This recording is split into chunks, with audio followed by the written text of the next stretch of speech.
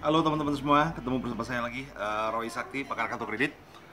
Kali ini saya akan sharing dikit tentang berita yang ada dari kemarin ya, itu baik di detik.com ataupun di Kompas di mana-mana, bahwa ada keluarnya peraturan Menteri Keuangan terbaru, yaitu Dirjen Pajak menyuruh perbankan untuk membuka transaksinya di kartu kredit. Semua transaksi ya, dari kartu kredit, kemudian merchant, EDC, kemudian transaksi apa. Nah, dari pagi itu banyak sekali BBM ke saya ya yang menanyakan ini. Reaksi biasa, kebanyakan zaman sekarang orang tuh udah reaktif, heboh duluan padahal nggak ngerti apa itu. Saya memang mohon maaf tidak memberikan komentar apa-apa karena saya belum tahu apa, dan kemudian saya belum tahu jelasnya karena kan ya namanya kita diomong pakar kartu kredit kan harus tahu dulu detailnya dulu, baru kita ya.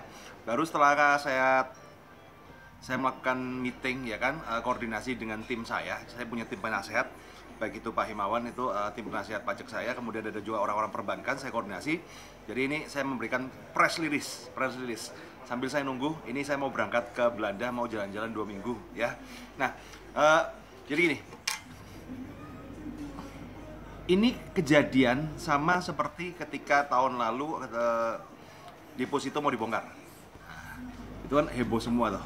Dan ketika itu udah ada peraturan Menteri Keuangan nomor 1 kalau nggak salah, itu pertama kali itu ya, deposito mau dibongkar dan akhirnya pasar bereaksi nggak bagus dan akhirnya dibatalkan.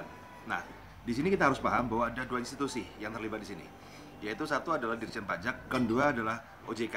Ini adalah lagi Perbanas ya, Persatuan Bank-Bank ini ya kan. Nah, sebenarnya ada yang harus kita pahamin adalah apa? Di Perbanas ini ya, di bank ini ada namanya Undang-Undang Kerahasiaan Perbankan.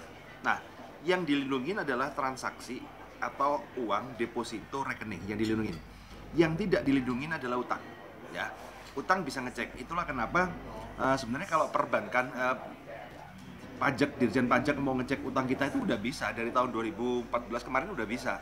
Ya, mau ngecek kartu kredit udah bisa gitu, cuman tidak semudah itu. Jadi nggak bisa tiba-tiba kalau saya jadi AO pajak kemudian gue minta nih gue minta lah punya lu di sini, nanti becakin gue cek, nggak bisa. Harus ada beberapa proses, jadi tidak semudah itu.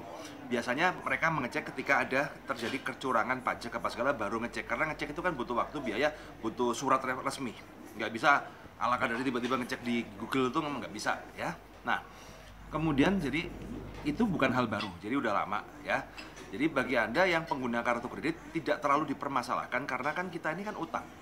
Intinya kan kalau utang itu kan tidak bermasalahkan, per pajak itu kan tujuannya dia menaikkan omset. Dia kan lebih mengejar orang-orang yang istilahnya punya rumah nggak masuk SPT apa segala. Tapi intinya Anda harus mulai ngatur pajak Anda. Nah, yang kedua adalah untuk yang hubungannya dengan membuka transaksi di EDC kemudian di rekening. Ini adalah dua hal yang berbeda ya. Ini adalah dua hal yang berbeda. Karena apa? Kalau Anda membuka transaksi rekening di EDC apa segala, itu artinya itu sudah terbatas sama Undang-Undang Kerahasiaan Perbankan. Karena saya yakin bank juga nggak mau lah dibuka-buka seperti itu, karena itu reaksi pasar akan kacau balau. Nah, dan kemudian ini dibuktikan bahwa nggak lama setelah peraturan menteri itu keluar, ada tanggapan dari Perbanas bahwa tidak bisa dibuka sembarangan, hanya yang bermasalah aja. Memang itu yang terjadi.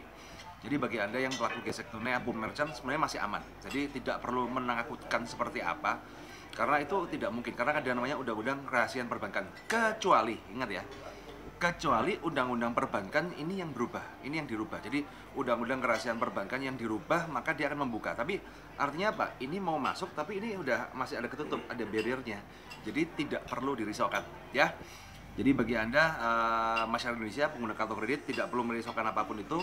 Tapi yang terpenting ya mulai waspada. Tetap kalau saya santai aja karena kan ya saya bayar pajak apa segala pajak ya kan. Kalau kartu kredit limit banyak kemudian makanya buat apa? Itu tidak terlalu ngefek karena kan yang dikejar pajak itu kan penghasilan.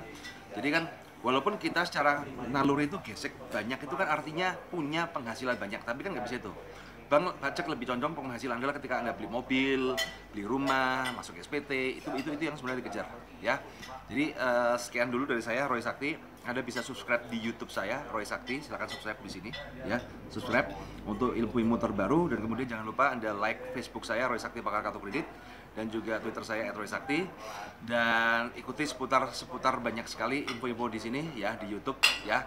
Artinya harus bijak. Kalau Anda tidak tahu aturan mainnya, maka Anda akan selalu kalah. Ketahuilah aturan main, ya. Oke, sekian dari saya. Saya akan nanti malam kita akan berangkat ke Holland, kemudian jalurnya ke Norwegia, kemudian kemana. Dan jangan khawatir, selama 2 minggu itu walaupun saya di Eropa, saya akan ada mengadakan jadwal webinar bagi Anda.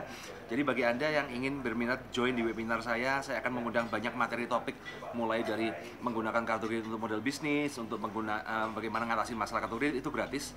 Tinggal daftar aja ya. Caranya bagaimana? Jadi sementara Anda like dulu aja Facebook saya, fanpage saya. Oke? See you. Bagi saya Roy Sakti, pakar kartu kredit. Sukses selalu untuk Anda.